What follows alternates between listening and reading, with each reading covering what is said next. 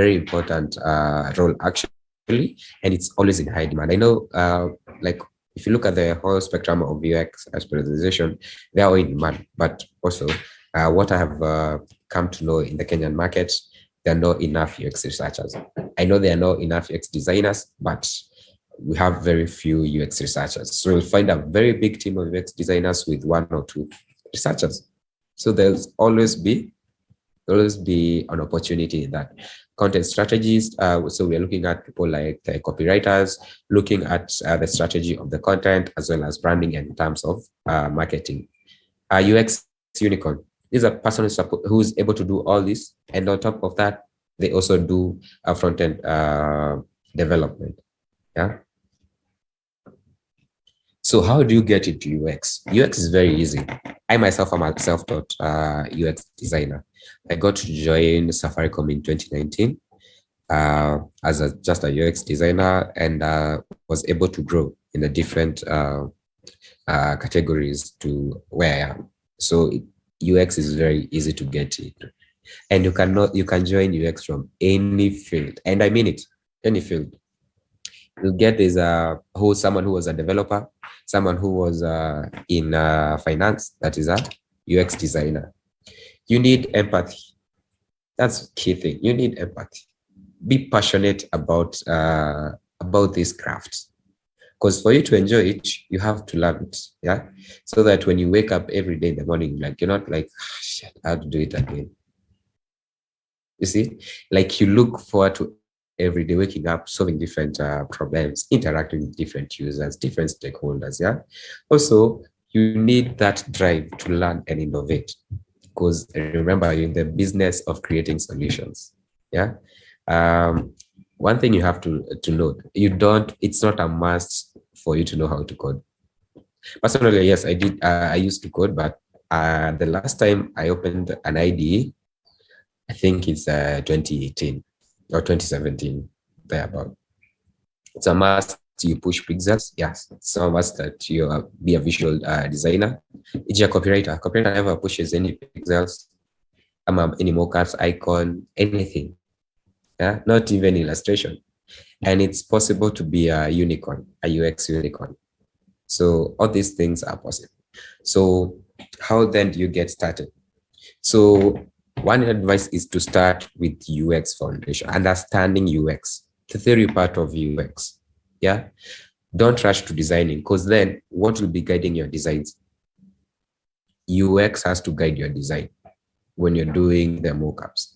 It has to be guided by UX. And the UX foundation will teach you about human-centered design, the different principles, the different processes, the different things that you have to do for you to understand your users and deliver something they want. Another thing is practice as you learn. When you're watching that video, practice. Do exactly what whoever is in the video is doing. Or maybe you're reading an article on research. Do the same. So, because this will help to get you understand. If you don't understand, you have to read more. You have to look for more materials. Yeah. Don't fear or be ashamed of your first designs. Yeah, this is true. I'm sure maybe some of you have come across some of my first designs, and yeah, then I'm not ashamed of them. They're not good though, but I'm not ashamed of them, because they help build and grow my skills to where I am right now. Share them with people, Twitter, LinkedIn, get views, get advice from other designers, a different perspective. Someone will be able to see something you didn't see. I might even get appreciated on some of the achievement. So with that, there's something good I'm doing, so I need to improve the other part. Yeah. And keeping up the consistency. Be consistent. You have to practice and be consistent with learning. One thing with UX, learning never stops. So when you get yourself into this, just know every day will be a learning opportunity from different people, from different avenues. Yeah. So how do you learn? So we have online courses, like for foundation, we have different and many online courses. For like when you're starting, there's a course that actually would advise you guys to check out. That is the Introduction to UX. It's on Coursera by Georgia Tech University. That's a good introduction into UX. So YouTube, the Google University, many videos, yeah, even if it's on research, on design, for the different tools from Adobe XD, Figma, you'll be able to learn this for free. So you don't have to push yourself or be hard on yourself thinking you don't have money, you don't have a way to start. No, YouTube is one area. Articles and publications. You'll find there are many case studies when people do their work, when they're doing their UX work. So read, get to understand how a company solved a particular request or a particular pain point. Because with that, you'll see how systematically they're able to do that. And you can be able to follow the process and try to use the same process in a different project that you're having. Join communities. There are different communities in Kenya, the UI UX Nairobi chapter, UX Kitchen. There are those that are tool-based, the Figma communities, XT communities, etc. The last one is not the last one, but mentorship. And I'm very big on this. Mentorship for me has really, really helped me to grow. You know why?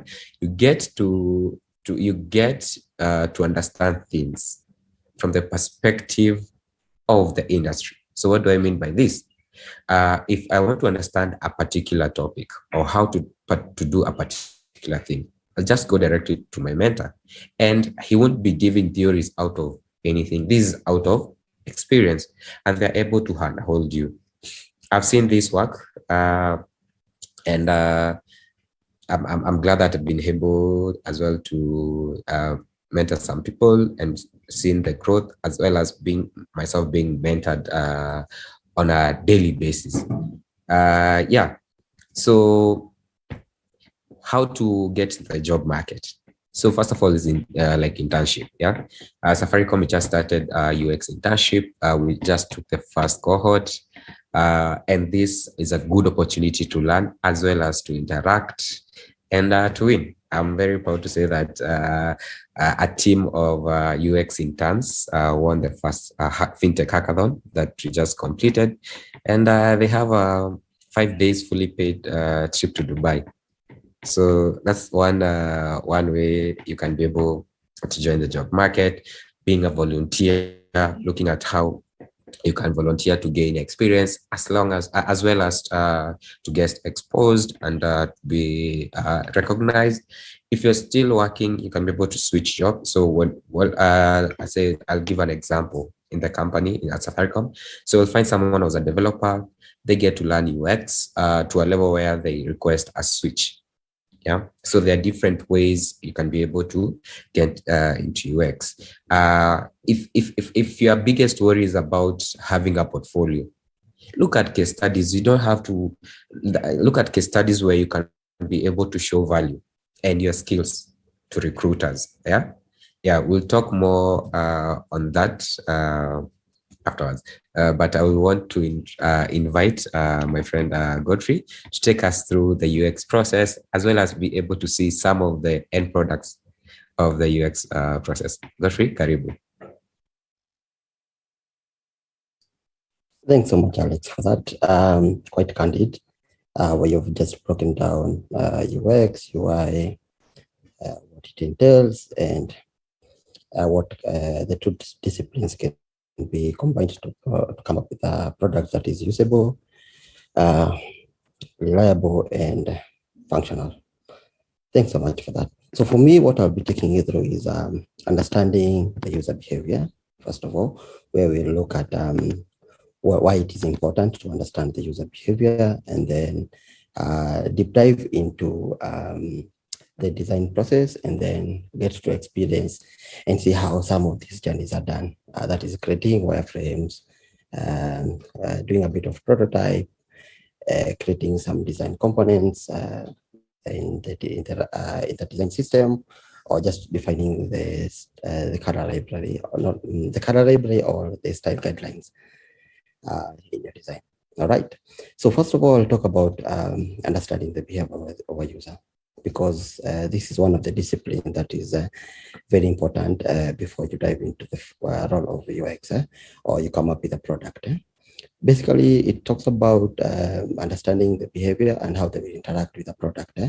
It is very important at this point because you will spend more time talking to the user with empathy, trying to unlock and see what are some of the things that the user is expecting from the application or from the service that they'll do, they'll be interacting with. All right.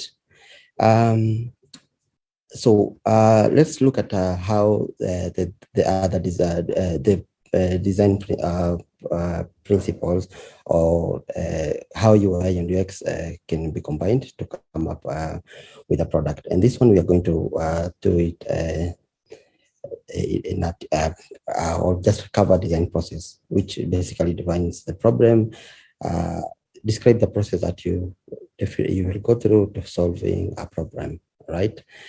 It basically defines the steps that a UX designer will take to create a successful product or services. So what are some of the importance that are accompanied on following a design process? So we say that design process help designers to be reliable and creative. And then the other thing is that it ensures that the creativity aspect in the creativity aspect is steered to the cause, and the design process also tends to focus more on the user and trying to unlock the user behaviors.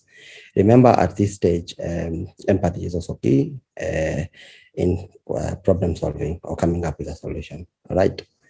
So we look at user-centered design processes that are used, widely used in different services or in different fields. So it just shows some of the services or design processes that UX designers in different fields can use or employ to come up with a product or a service. Remember, for all the services, for all the design processes, empathy is key. So let's look at one of the design processes that has been proposed by HESCO, Planter Institute of Design, which talks about or which defines the 5 stages in a design process. The first one is empathy. You define, ideate, prototype, and test. We'll have a deep dive on how all of these stages can influence or shape the product from its ideation to when you'll go out there and test like the first wireframes of a product. All right.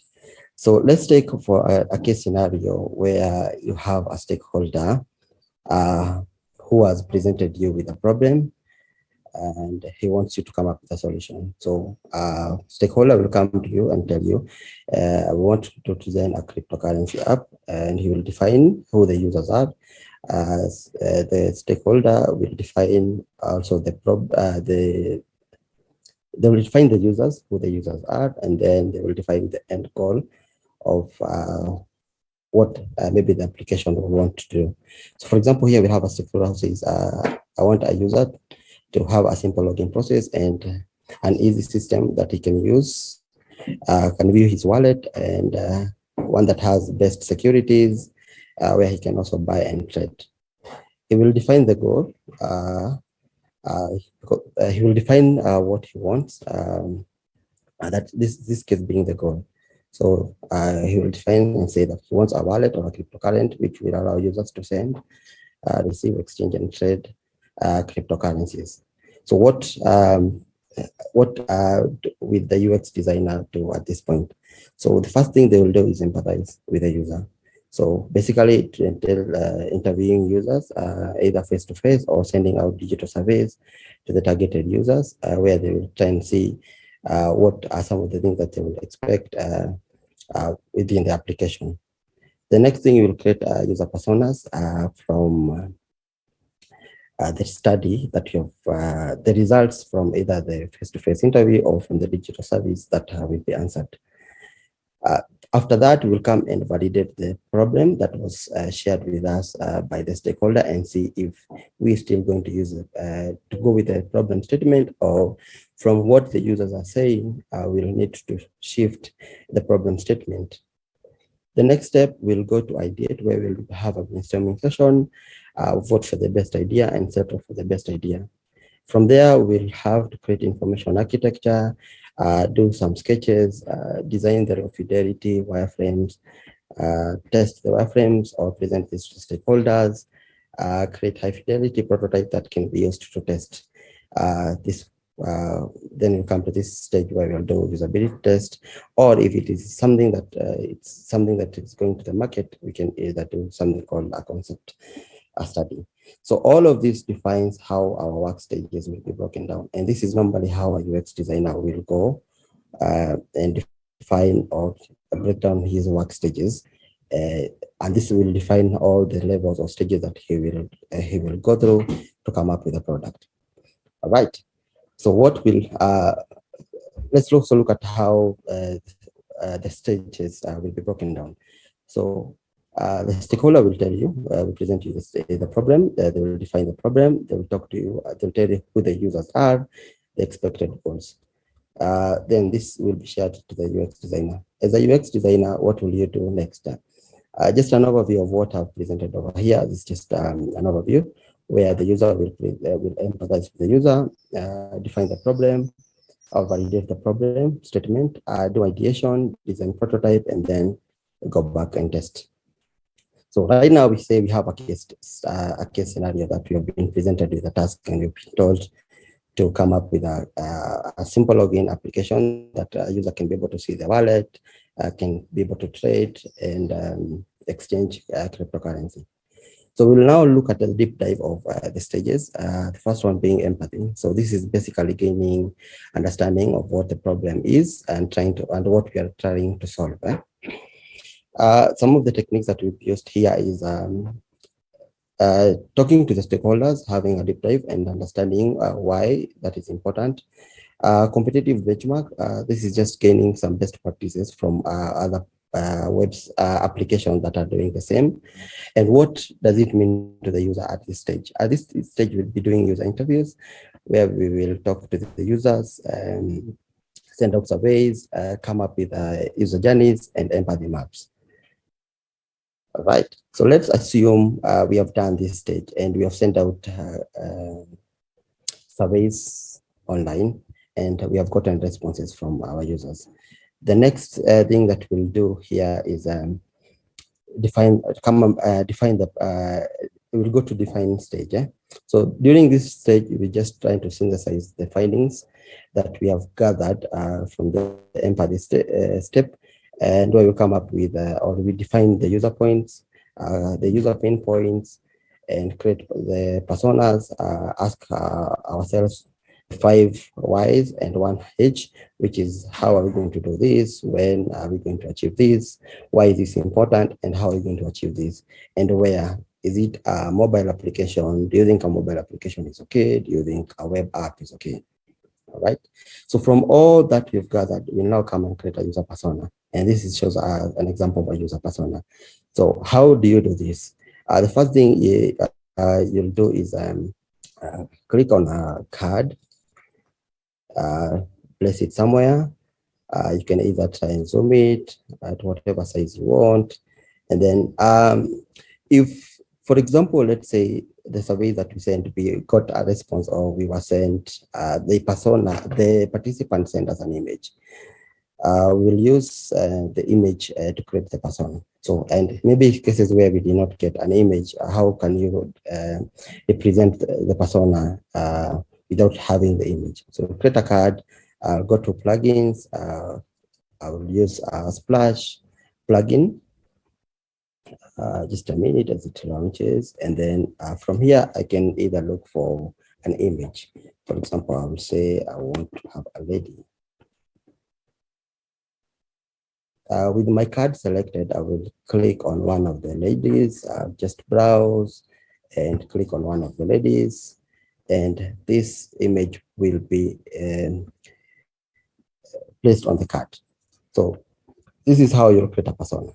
So from here, based on the survey that you sent, or based on the user interview you sent, you'll be able to get the age of the persona or the participant, what is their name, what is their occupation, and where maybe are they, where did you talk to them, or where did they send their surveys from. Of course, we'll just have a section where you can ask their location. So how will you how will you create all these fields? It's quite simple. On FigJam, you click on the bottom nav here where you get a text, and then you can now start defining or adding basic information about this persona. You can write image of the persona. You can duplicate this, where you can just click Control C and Control V while on Mac, or you can do Command C and Command V. So you have duplicated this text input here. So at this point, you just be able to change the values depending on what you got from the participants. Right. So this is how you'll definitely create this persona. Remember, some of the goals and needs and frustration, this is not you who is creating. These are responses that you got from the personas or the people that you interview. So let's say we have the personas defined. We have persona 1 and persona 2. So how will a UX designer use this persona and come up with a problem statement or validate the problem statement that was sent to the stakeholder? So what will you do is you look at the frustration of both the persona, and you look at what different persona want is their needs and goal, and then you'll now come up and define a new problem statement, or you can still write off the previous problem statement that was stated. All right, so at this point, maybe I would say users are frustrated with the existing app as a result of a long login process, the security concern, and the steps are complex. This in turn gives a negative effect on the experience. You already have at this point, the UX designer has validated the problem statement. So at this point, the user is able to navigate, or the UX designer, sorry, can move into the next step where is ideate. This basically, this step for ideation is where you will look at what the user, the personas are saying, and then come up with as many possible ideas that you can have, trying to solve, that will solve the frustrations of the personas. At this point, you can do a brainstorming session where you now need to invite people like stakeholders, you can invite developers, you can invite QA, you can also invite other designers in the team that will help you unlock and come up with as many ideas as possible. One of the quotes from a philosopher says, if you want to have a good idea, you must have as many ideas as possible. At this stage, you can also create affinity diagrams, so where you group all the ideas, the possible ideas into different categories. You can do storyboarding and dive into paper sketches. So let's assume you've done all this. You've invited your designers, fellow designers, stakeholders, and you've done a decision process, and you've settled on a solution or an idea that will solve what the frustrations were from the personas that we have defined. So you list down some of the possible solutions that you have is to design a simple app that has a simple login process with the best security process system, an app that allow users to track and manage the digital currency, ability to buy and sell, and an app that has some visual compelling assets that will allow the user to see what they have sold, how much they have in their wallet, and that's all. So at this stage, you'll assume that you have done your sketches on paper. We'll just define a few things, how the screens will look like. The next step is prototyping, and this is one of the most interesting stages in the design process. It's one of my favorite one, since it entails you coming up with information architecture, coming up with wireframes, and also creating prototypes. So how will you come up with an information architecture? An information architecture just represents an organization of content, making it easy for a user to find components or text with the current with the digital. It basically defines or arranges components that the user will see in all the digital touch points that they're using. It could be a mobile app, it could be a web app, and all that. So first of all, what you'll do is define the goal. So let's say that if, the goal for this stage is the user wants to have a simple login application or a simple login process that he can be able to see his wallet balances, send, receive, and trade balances. This is the goal that you want to come up. This is the goal that you have defined, and this is what you want to come up with, and it will guide us in coming up with the information architecture or the user flow. So we'll define a user task. We'll say that the user will learn from Splash, go to either login or sign up, view wallet balances, and see things like send, receive, wallet balances, and all that. So having a user task in mind, then this will help you come up with an information architecture or a user flow. So how I may be sure you know how I did this. I'll just show you how you can do this. The first thing you'll do is create on a card below here. Place it somewhere where you want.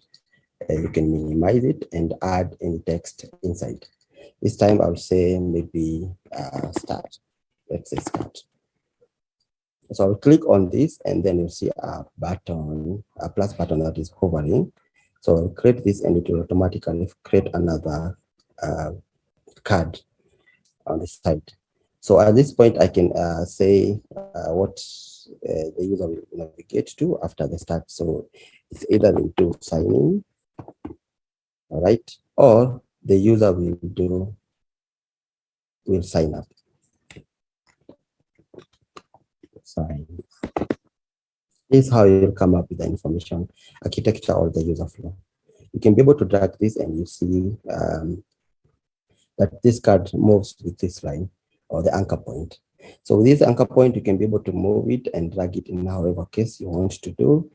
You can click here to add a text inside here. Maybe let's say it's a yes. The user will say yes, then they will come into login. Or maybe let's say, let's introduce this step somewhere here. So what will happen when a user either clicks sign in? So we'll the hover button will click that, and it will click a card for us. So you can drag it somewhere here where we'll say they will land to either, let's say, home, for example. All right. Then the user, when they sign up, also they will, on a successful sign up, they'll still come back to home. So basically how you do it is just click on this, and it will be able to allow you to connect on a particular card. So that's how basically information architecture or flows are created. I did create this just to speed up the learning process, where I've just defined all the flow, where someone land when they click sign in. They will be presented with a page where they can enter their password or things like Touch ID or fingerprints. After that, they'll be presented with a home page, and on the home page, we will have like all these sets of navigation, where the user will see wallet, he can be able to see something like trade, he can see news, and he can actually navigate to this profile. So under each category or under each menu, then we can now break it up and see what will happen on each and every menu. Great. So let's say you've already defined this. So what next are you supposed to do as a UX designer? With the paper sketches, remember we had done some paper sketches up earlier on this stage here. So I'll navigate to my Canvas page, not Canvas, Figma, and to be able to create a new page here. How do you create a new page? On top here on the tree menu, you have a plus button where you can create a new page, and name this. And let's say at this time we are creating low fidelity, uh, fidelity, fidelity screens. With our sketches in mind, or the sketches we had on paper, which sums up as the best idea that the team settled in, then you'll need now to come and transfer this into low fidelity wireframes or screens. How do you do this? So when you're creating an artboard, you can click on the navigate on the top nav and see an icon. When you hover it, it says frame. Then on the side here, you can be able to see all the frames that you will use. For example, at this stage, let's say we're going with iPhone 11, and once you click on that, it will present you with the frame. Remember, at this stage, when you're creating of fidelity wireframes, there are things that you don't need to worry about. One of the things that you don't need to worry about is things like color, something like a design system, the style guidelines. You don't need to worry about this at this stage, because what you're only focusing at this stage is the general experience of the user, and just trying to look at how many steps the user will go through, or how many clicks the user will click to land on a particular, or to land on home screen. So we have our frame ready. So what do we do next? So here we will come here on top here, you have a rectangle where you can now start doing the sketches. Remember, at this time, you don't need to worry about even the sizes of the button and all that. So let's say we create, we say the first thing that the user will see is a splash screen. So we'll come here, define our artboard, and then if you have a logo, then you can be able to add it there. And if you don't have, we can say this, that our logo will stay here. So let's call it crypto. You can do a bit of formatting. You can make it bold. Then so this, you can make it bold. You can increase this font of the font size, and then you can click on the top here where you'll help you align this logo, our assumed logo, vertically and horizontal. We have our logo, so the user will begin from here.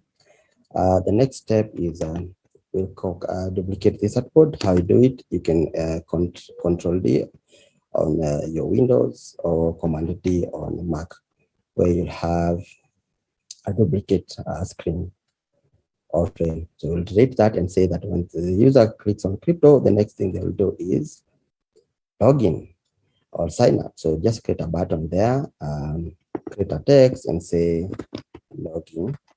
You create a rectangle, and then on inside here, we will say login. So the user will either do login or sign up. So you can have that button, you can select all of them and then just group.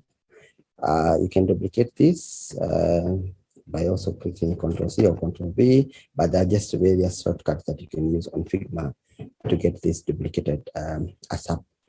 So when the user navigates from the splash screen, you'll see login, or you will have sign up.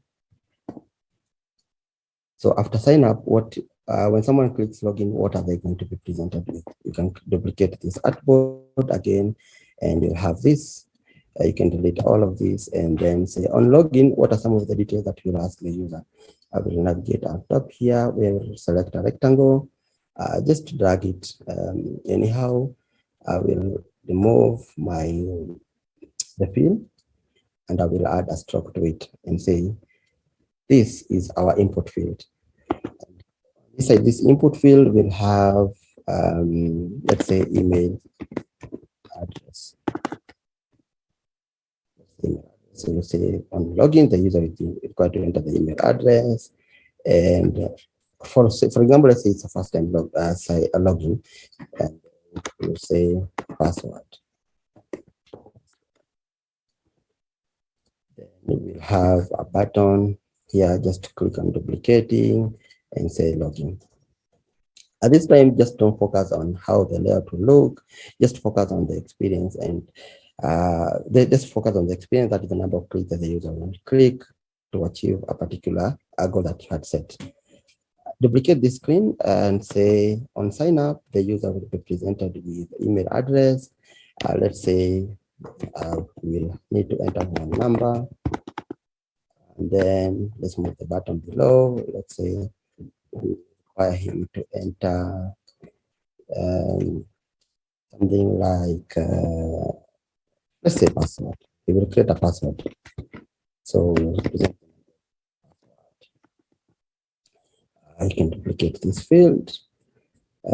Shortcut for this is just selecting all of them and then clicking on Alt and be able to drag this. Let's say we'll have password. And then the button here will change to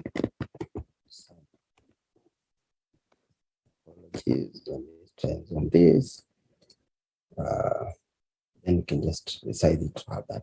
So you've defined that on sign up, then the user will be taken to this screen. Let's say it's a new or it's a returning user. How will the journey look? You can just duplicate this as well. Or instead of duplicating, you can just maintain it there, then duplicate this screen here and say that on the returning user, they already have their email or password. All right, or let's say they've created a pin. So on this page, we will just try and show how the screen will look like. So let's say we have one, and then you can be able to duplicate this and say two. This shows the pin code, the pin screen. And let's say 3. All right. So then you can just basically duplicate this and fill that with the rest of the numbers. All right. I will have a section maybe, say, we'll create this on top here. We'll create a line that then you can be able to duplicate. Remember, I hope you still remember how I'm duplicating, holding Alt and then clicking and dragging. Have this, use the top alignment section to align this card, these lines in the best way.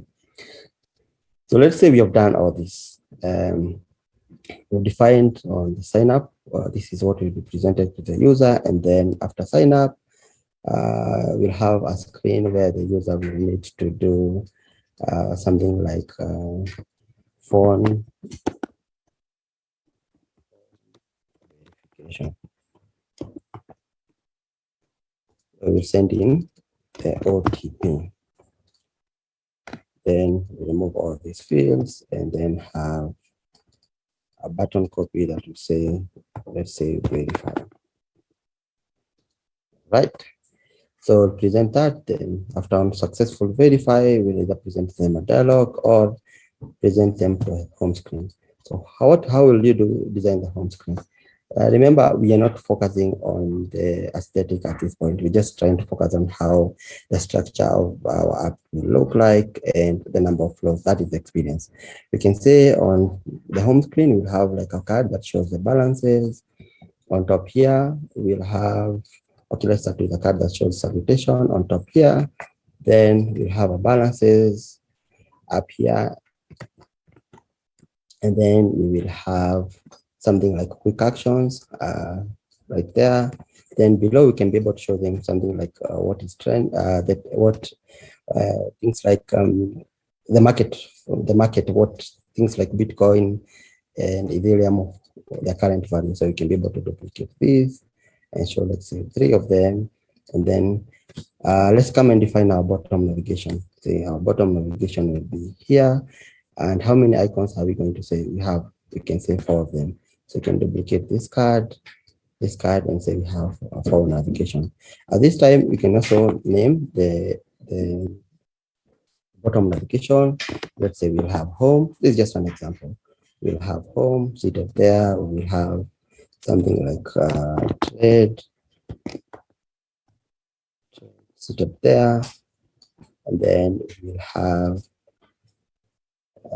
something like news, for example, and then we can talk about the user profile stage. Right.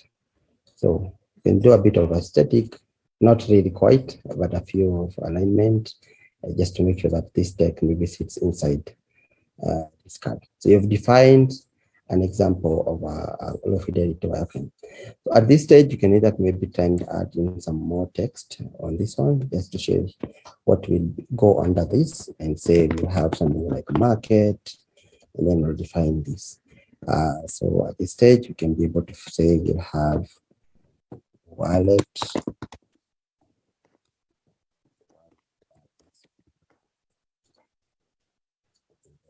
Up here, we can say we have something like salutation. We'll say good morning. Right. So what happens at this stage is you already defined the flow of the application, or the main stages that the user will navigate. At this stage, you can either create prototype by click on one of the artboard, and then on top here we have a text button for prototype. You can click on this, and basically what you'll be doing is just be able to connect the frames at this stage. You can maybe connect the frames that will help you present this to the stakeholder, and trying to sell, not to sell, trying to show them how the structure of the application will look at this stage. All right. Let's say assume or that at this stage you've presented this to your stakeholders, and they're happy with it. Okay. At this stage also you can be able to present this to the users, but at this stage again it feels like maybe how the structure is arranged, the user might not be able to follow along how the different frames are arranged and how the experience will look like. You'll not have plotted how they will experience the application. So let's say we have presented this and we have gotten a buy-in, or stakeholders are happy with the flow.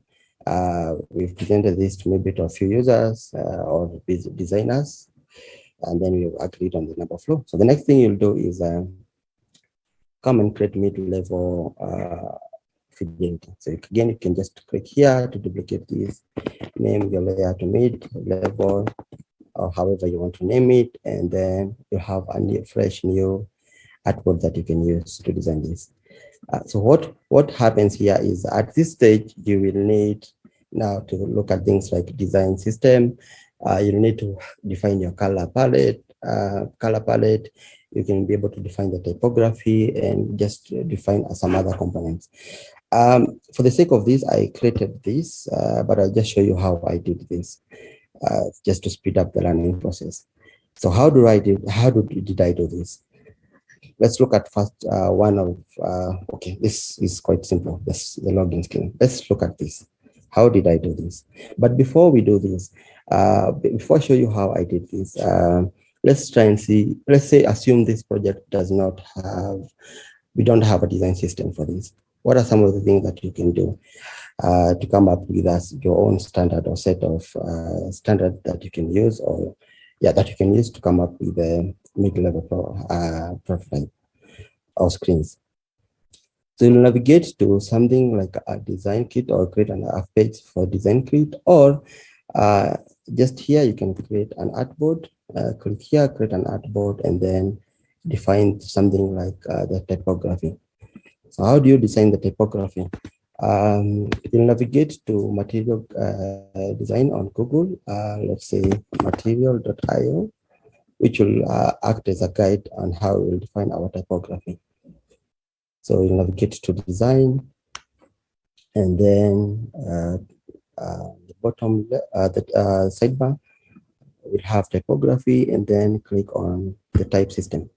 So under the type system, you'll be able to read a few of how to generate the text, and it will just give you some of the properties of our typography. So let's say we are going to use fonts. We're going to define the font that we want to use, both for body, and we are going to also define the font that we are going to use for our body and caption, and then Google Material UI will curate the type scale depending on what you've entered here, and then basically define for you what heading one will, the properties of heading one, that is the weight, the font, and the letter spacing. For mobile, the heading will not begin with heading one because this looks really huge. We'll not be able to begin with it. So what we'll do is begin with something like heading 4, where we'll see the font is popping, the font is normal, and the font size is that. So we'll come back to our Figma here and then create a text, write our heading, H1, for example. All right, navigate back to the design, and then we are going to use these properties from Google to create our type scale. So navigate to heading 1, define the font which is 4 pins, and then define the weight as normal and the font size as 33 pixels. So we'll say normal here is basically defined as regular, and then we can be able to define our font size, which is 33 pixels. The letter spacing, we saw it is say 0.25 pixels. You can as well as copy and just come and paste here. So you've defined our heading 1. We can duplicate this and say we want to have heading 1, and say we want to have either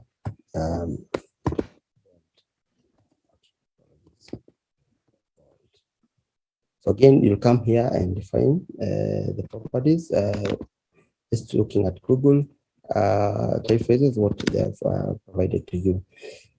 So for example, H1 bold, I will maintain the font as the typeface of the pins. I will come here and define this as bold.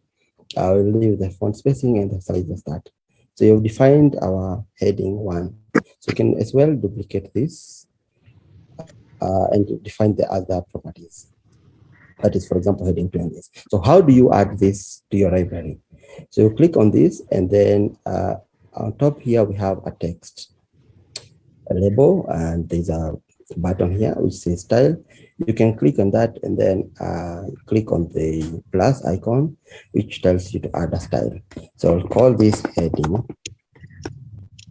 1, heading H1, heading H1, and I'll be able to create this style. And you can be able to see it here. So basically, at this stage, you will now need to define things like typography.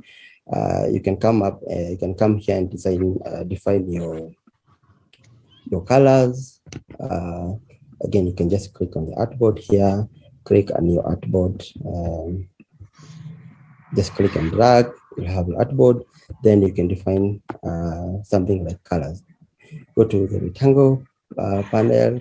Just drag something and say, this is the color that you have. Assumption here, you don't have a design system and you're trying to come up with your style library. What a design system basically means is just a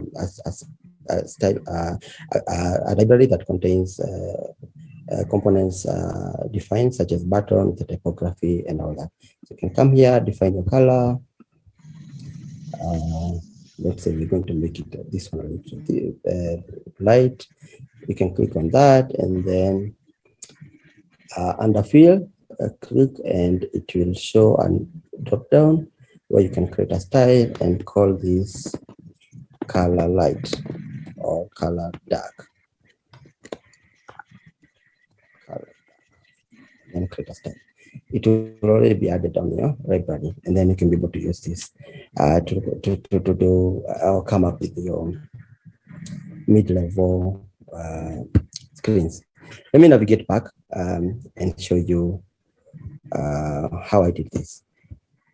So we have defined, we have our splash screen. So let's design something like this. Let's define our onboarding screen. So I will come here and create again on our artboard.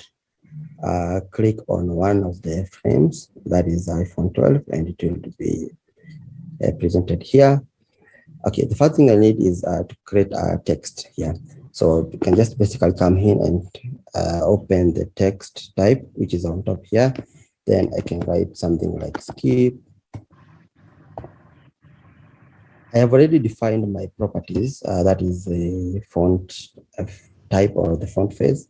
So I'll just click on the font, then I can be able to search what I want. For example, let's say this one, we're going to use body 1, or we can use something like subheading 2. Then we can align it here. For the icon, can navigate to plugins, and then, for example, let's look at icon 2, icon 5.2.0. Then you can search for any icon. This time, let's say we are going to use an image because we don't have the real image to use on our reference. So you click and drag, and then it will be presenting it. You can be able to scale it up the way you want. You already find the color palette, so you can click here and choose what color you want to use. For example, let's say it's gray 4. You can notice this, it does not sit inside this frame. So how do you do that? When you add an icon and then see it has like a frame on top of inside another frame. So how you add this is click and make sure you add it inside the frame. You can you do is you have your frame here, let's say this, and then you have your frame here. Your image is inside here. You can navigate to the color tree, and then you can be able to drag it inside the frame, and your icon will be inside the frame.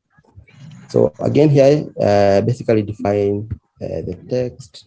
So click on the text type icon, and then define the heading. Let's say heading page. Have your heading. You can now give it properties that you had added. You can give it heading 2 here. Click on this to align it to the center, vertical, and then you can duplicate this as well. Have your text. For this time, I'll just use a dummy text, which is not something that is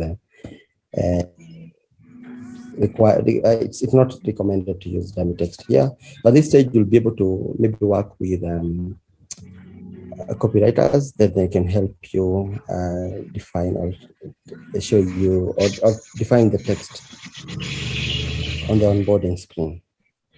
All right. So we have defined our heading at this stage. We can define our text. So just click on the text tool, click and drag here. You have your text from the copywriter. You can click this and then drag and then paste. You have your head, your sub heading here. You can give it properties from what you had created. So again, I will click on this text, and then I can be able to define what I want or what I had set. All right. Then the last thing I'll show you is how to create a button, and then how you create a responsive button and to add it as a component. So how do you do that? So I will maybe come outside here on my frame, create the text icon on top here, click, and then say, let's give it a name and say it says get started. All right. So what I will do is I will select this and create an auto layout. How do you create an auto layout? You can use shortcut, which is Shift A, or you can click and create an auto layout from the dialog that will pop when you right click. I'll create an auto layout like that. So what is the next thing I'll do? For the button, I will leave it selected, and I will add the color properties on my button. So I'll select here and check what I had used or what I had defined as in my color library. So select one of the color, let's say placeholder. I will have it that way. Then I will select on this text, give it again some of the properties, such as I'd created a property for the button. So I will select on that, which will automatically define the typeface. On the font color of the text, I can come here and again from the color library, just pick what I defined. For example, here we have of green, of white, or BG white. Select that, and then it makes it it will become white. So you'll notice that when I stretch this button, it's not responsive. And how you to speed up your work, it's necessary to create a button that is responsive, that you can be able to use and drag to whatever size that you want. So how we'll do that is I will select first of all the text property inside. I will select the resizing properties to fill content, and then I will select the whole button. And on auto layout, there's a section here for auto layout. I will select it as the properties to be aligned at the center. I will make the paddings to be 10 and padding around the items, I can still maintain it as 20. After that, doing that, you can see that your button now it's responsive. This is how you create a responsive component. So while you're at this, you can click to rename this from the tree, the menu tree. You can click and rename and say this is a button and enter. So while it is still selected, you can right click and create a component for this button. Create a component. So this component, you'll be able to use it across your wireframes. So we've already created the component. So let me drag this and add it inside my wireframe. So you've noticed that when I move it from outside and inside this one, it has snapped inside the our wireframe, and that's how you define your button. So you'll have this as your wireframe, and you'll be able to see how I've shown you how I've designed this. All right. So what will at this point you'll be able to now to define or to design the Fidelity wireframes. Just for learning purposes, I've been able to define or design all of these, where I've just shown what will happen on the login, where someone will enter their PIN, a screen for forgetting password, how they will reset their password, a screen for creating the account, a PIN screen, and I've also defined the home screen. So what happens next after you've defined all this? So at this stage now you can come in and now create the prototype that you can use this to test to your intended user. So click this and I will navigate to prototype, where I will click and connect to a prototype, to a screen, and you'll see immediately there is a pop-up that shows here. So we'll define something like what happens. I would say this one is after delay, because normally a splash screen will delay for some seconds, and then it will navigate to a screen. So I'll say the animation to be something like smart animate, and leave all these properties here. You can of course explore. So I will do this to the same, all of the artboards. Then with these frames, you can now test this. How you'll do it, either you send this to your you send this to your users as a link, and then they will be able to test and give feedback, immediate feedback about how they feel, and something else that maybe they will want to see, something that can be answered. So after you've created all this, I'll show you another interesting section where you can, while the prototype section is selected, you can see on this tree menu, we have other properties where you can select the prototype settings. Under prototype settings, you'll just be able to set the device that you want this prototype to preview on. The devices indicated here, I'll select iPhone 11 Pro. I can choose the color as gold, and the background, I can leave it as black. So what happens and how, let's say you want to preview this prototype, you'll be able to click on this, and on top here, there is a play icon. So on clicking this, it will launch your prototype into a new screen. When I can look at it and see how the prototype looks on a device, for example, iPhone. Then from here, you can click and interact with this. That will help you represent this to the users. So let's say you've done all that, created the prototype, and you're ready for testing. Then our next step here will be testing. Remember, we are still talking about the design process, user-centered design process.